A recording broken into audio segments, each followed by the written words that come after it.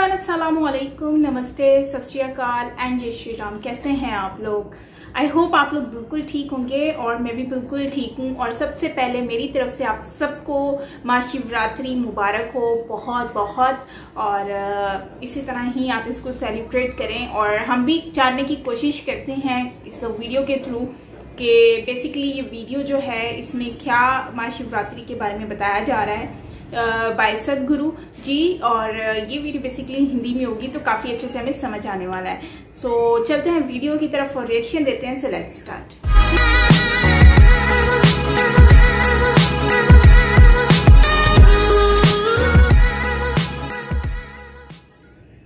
सौर मंडल में होने वाली हर चीज किसी न किसी तरह से आपके साथ भी होती है। महाशिवरात्रि की रात में ऊर्जा प्राकृतिक रूप से ऊपर उठती है। आप लेट जाएं तो आप खुद को नुकसान भी पहुंचा सकते हैं। इसलिए उस रात हम उत्सव मनाते हैं। शायद लगभग 6 करोड़ लोग देखेंगे।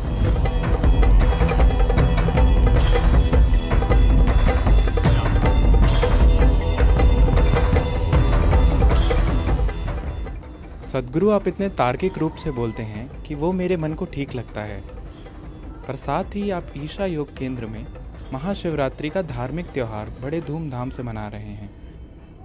मेरे जैसे युवा व्यक्ति के लिए ये धार्मिक त्यौहार पुरानी रस्मों जैसे लगते हैं। तो मैं जानना चाहता हूँ कि महाशिवरात्रि का युवाओं के लिए क्या महत्व है। धन्यवाद। What kind of festival would you like? आपको किस तरह का त्योहार पसंद है? शायद बस वैलेंटाइन डे या वैसा कोई त्योहार? वो भी धार्मिक है, वो संत वैलेंटाइन का त्योहार है। ठीक है, तो महाशिवरात्रि क्या है? आपको ये समझने की ज़रूरत है। भारत में साल में 365 त्योहार होते हैं। हाँ, आज आर्थिक स्थिति ऐसी है और हमने अपने काम और दूसरी चीज़ों को ऐसे व्यवस्थित किया है कि कई त्योहार खत्म हो चुके हैं। अब भी लगभग 30 से 65 त्योहार मनाए जाते हैं।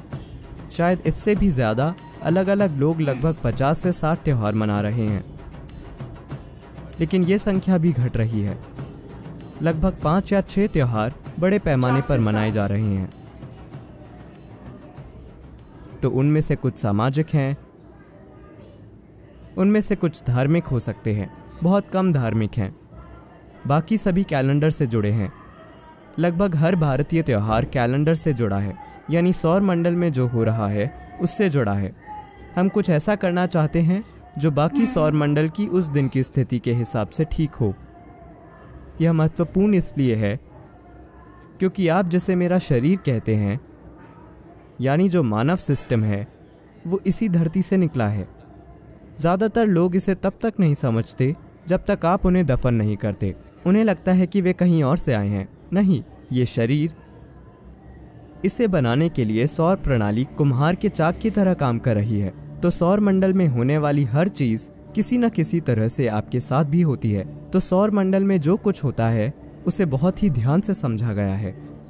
उसी हिसाब से हमने ख़ास तरह के उत्सव तैयार किए थे और हम वो खास चीज़ें करते हैं। तो महाशिवरात्रि की रात, मैं इसे कम शब्दों में कहूँगा क्योंकि जो आपने पूछा है वो बहुत बड़ा विषय है। वो दिन जो हर साल उसी दिन नहीं आता। मॉडर्न कैलेंडर में इसकी एक ही तारीख नहीं होती। स्वाभाविक रूप से, क्योंकि धरती इस तरह से नहीं घूम रही, यह एक खास तरीके से घूम रही है और धरती थोड़ी झुकी हुई है। आप जानते हैं धरती किस तरह झुकी है? हेलो? झुकी होना सटीकता के संदर्भ में नहीं, मैं धरती के संदर्भ में झुके होने की बात कर रहा हूँ। धरती की धुरी बस इस तरह नहीं घूम रही है, यह इस तरह घूम रही है। इसकी धुरी झुकी हुई है तो धुरी हमेशा घूमती रहती है। धुरी के घूमने के कारण धरती पर एक तरह की स्थिति बनती है। तो उस दिन विशेष रूप से उत्तरी गोलार्ध में या सिर्फ उत्तरी गोलार्ध में ऊर्जा स्वाभाविक रूप से ऊपर उठती है।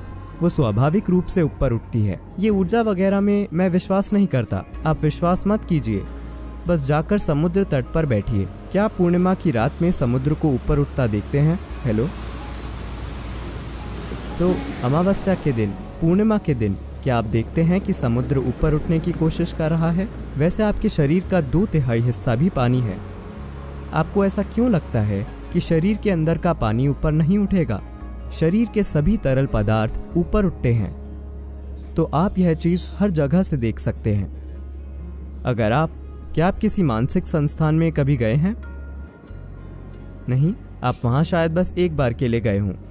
आप पूर्णिमा और अमावस्या के दिन देखेंगे कि लोग खास ध्यान रखते हैं, क्योंकि जो लोग मानसिक रूप से परेशान हैं वे ज़्यादा परेशान हो जाते हैं। लोग सोचते हैं कि चांद पागलपन पैदा करता है, इसीलिए लूनर और लूनी वगैरह शब्द मौजूद हैं। चांद पागलपन पैदा नहीं करता, वह बस हर चीज़ को ऊपर उठा देता है। अगर आप थोड़े पागल हैं तो यह आपको ज़्यादा पागल बना देता है। आप थोड़े प्रेममय हैं तो यह आपको ज़्यादा प्रेममय बना देता है। आप थोड़े ध्यानमय हैं, यह आपको ज़्यादा ध्यानमय बना देता है। आपका जो भी गुण है वह बढ़ जाता है, क्योंकि यह सिस्टम में एक तरह का उफान है। इस खास दिन जो दिसंबर की संक्रांति के बाद आता है, 22 दिसंबर सर्दियों की संक्रांति होती है। उसके बाद ग्रहों की स्थिति ऐसी होती है कि उस विशेष रात को ऊर्जा जबरदस्त तरीके से स्वाभाविक रूप से ऊपर उठती है। If on that night, if you lie down, उस रात को अगर आप लेटे रहते हैं तो जब ऊर्जाएं इस तरह से बढ़ने की कोशिश कर रही होती हैं तो आप उन्हें एक तरह से रोकते हैं। बात सिर्फ यह नहीं है कि आप फायदे को खो देंगे, आप खुद को बहुत संवेदनशील तरीके से नुकसान भी पहुंचा सकते हैं। ये सब चीजें आपके लिए तभी मायने रखती हैं जब आप एक संपूर्ण इंसान होना चाहते हैं। जब मैं एक संपूर्ण इंसान कहता हूँ तो आप चाहते हैं कि इंसान में जो भी क्षमता उजागर की जा सकती है उसे आप उजागर करना चाहते हैं। अगर आप उस तरह के नहीं हैं कि आप शाम को नशा करके सो जाते हैं तो जो क्षमता मौजूद है आप उसे भी मार देना चाहते हैं, तो ये आपकी मर्जी है। लेकिन अगर आप एक संपूर्ण मानव होना चाहते हैं, आप चाहते हैं कि आपके साथ हर चीज पूरे पैमाने पर हो, तो आप सिस्टम में होने वाले सारे छोटे छोटे बदलावों पर ध्यान देते हैं और उनकी परवाह करते हैं। तो आप सीधे बैठना चाहते हैं। आप चाहते हैं कि आपकी रीढ़ उस रात सीधी खड़ी रहे। जब ऊर्जाएं ऊपर बढ़ रही हों तो आप उन्हें और ऊपर जाने में मदद करना चाहते हैं, न कि ऐसे। इसलिए हमने जागरण का तरीका बनाया है। इसका मतलब है सतर्क रहना और सीधा रहना। लोगों को सीधा कैसे रखें? बस उन्हें बैठा दीजिए। आप सोचते हैं वे बैठे रहेंगे। अगर मैं आपको 5-6 घंटे के लिए बैठा दूं तो क्या आप बस यूं ही बैठे रहेंगे? नहीं, मुझे आपका मनोरंजन करना होगा। शाम 6 से सुबह 6 बजे तक 12 घंटे नॉन स्टॉप संगीत, नृत्य, ध्यान, ताकि हर कोई सचेत बैठा रहे। लगभग 10 लाख लोग एक जगह पर होते हैं, लेकिन ये संख्या बढ़ रही है। तो अब दक्षिण भारत में 130 से अधिक शहरों में हमारे पास बड़े स्क्रीन हैं, ताकि लोग वहाँ इकट्ठा हों और बहुत ज़्यादा लोग यहाँ न आएं।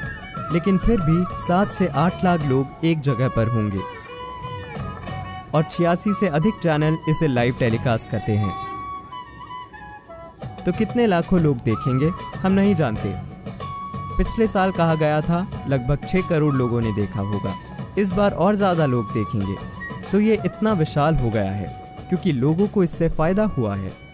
आप उस रात एक काम करें, बिना किसी नशे या ड्रग के बस सचेत होकर बैठें। आपको उत्सव पसंद नहीं है तो आप बस ऐसे यूं ही बैठिए, यह आप पर है। तो आपको यह समझने की ज़रूरत है a human being needs celebration. कि इंसानों को जश्न मनाने की ज़रूरत होती है। अगर आपके जीवन में उत्सव होना है तो आपको हंसी खुशी की भावना लानी होगी, वरना कोई उत्सव नहीं होगा। ज़्यादातर लोग तभी जश्न मना सकते हैं जब आप उन्हें शराब पिला दें। मैं आपको एक जगह 10 लाख लोग दिखाऊंगा, कहीं भी एक बूंद पीने की अनुमति नहीं है, लेकिन आप देखेंगे कि पूरी रात एक भी व्यक्ति नहीं सोएगा। हर कोई पूरी तरह से जागता रहता है।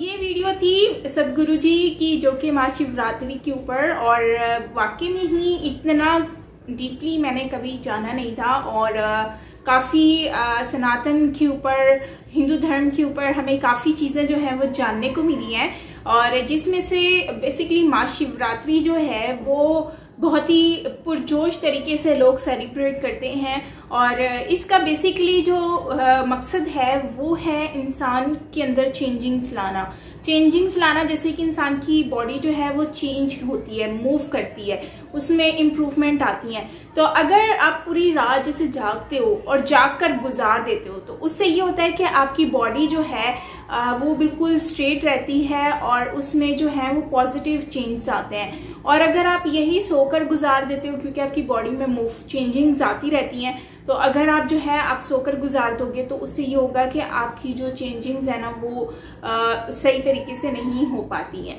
तो मुझे तो इस वीडियो में यही समझ आया है। बाकी ये है कि सदगुरु जी की तो मैं ऑलरेडी फ़ैन हूँ, क्योंकि बहुत ही अच्छे तरीके से गाइड करते हैं और इतने सारे लोग जो हैं वो आकर इस डे को सेलिब्रेट कर रहे हैं और सदगुरु जी के साथ एंजॉय करते हैं। क्योंकि सिर्फ पूरी रात वाकई में ही इस तरह से जागना बहुत ही मुश्किल हो जाता है, क्योंकि आपको कुछ ना कुछ इंटरटेनमेंट चाहिए होता है जिसके साथ आप जाग सकें। आप जैसे सेलफोन हो गया, या फिर आप मूवीज़ देख लो, या फिर कुछ भी ऐसा कर लो जिससे आपका माइंड जो है वो उस तरफ लगा रहे।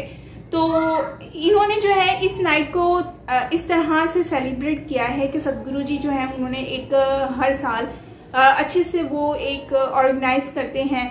और बल्कि हमने एक और वीडियो देखी थी सदगुरु जी की, उसमें उन्होंने बहुत ज़्यादा जो है वो बहुत ही ज़बरदस्त कुछ सेलिब्रेट हुआ था। 2020 की वीडियो हमने देखी थी, तो अभी 21 की भी वीडियो आएगी तो उसके ऊपर भी हम लोग रिएक्शन देंगे। डेफिनेटली मज़ा आने वाला है वीडियो देखकर। सो आप लोग मुझे बताइए कि आप लोग जो हैं वो बेसिकली क्या करने वाले हैं। आप लोग जागने वाले हैं या फिर आप लोग किस तरह से इस डे को सेलिब्रेट करेंगे, मतलब नाइट को जागेंगे, और जागेंगे तो आप नाइट में ऐसा क्या करने वाले हैं, तो ज़रूर शेयर कीजिएगा मुझसे कमेंट बॉक्स में, अच्छा लगेगा। बाकी शिव जी का डे है और इस नाइट में बेसिकली जो है वो शिव जी की बहुत ज़्यादा उनको माना जाता है। और मैंने देखा है कि सदगुरु जी की जो 2020 वाली वीडियो थी उसमें तो उनकी बहुत बड़ी जो है वो मूर्ति जो है वो लगाई गई थी।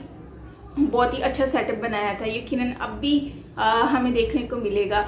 सो खैर ओवरऑल बहुत ही अच्छा लगा मुझे देखकर। लेकिन यह है कि मुझे अब पता चला है कि महाशिवरात्रि में बेसिकली जो है वो पानी ऊपर आ जाता है, समंदर का पानी जो है वो ऊपर की तरफ आ जाता है। तो ये मेरी नॉलेज में एक मतलब थोड़ा सा चेंज आया है। सो मैं भी आज समंदर पे जाऊंगी और पानी को देखूंगी कि पानी कितना ऊपर आता है। सो डेफिनेटली मैं भी देखने वाली हूँ। सो खैर ये थी हमारी आज की वीडियो गाइज, और वंस अगेन महाशिवरात्रि आप सबको मुबारक हो बहुत बहुत, और एंजॉय करें और मुझसे अपना ये ब्यूटीफुल मोमेंट जो है वो शेयर कीजिएगा। मिलते हैं नेक्स्ट वीडियो के साथ, तब तक के लिए अपना ख्याल रखिएगा। Bye bye.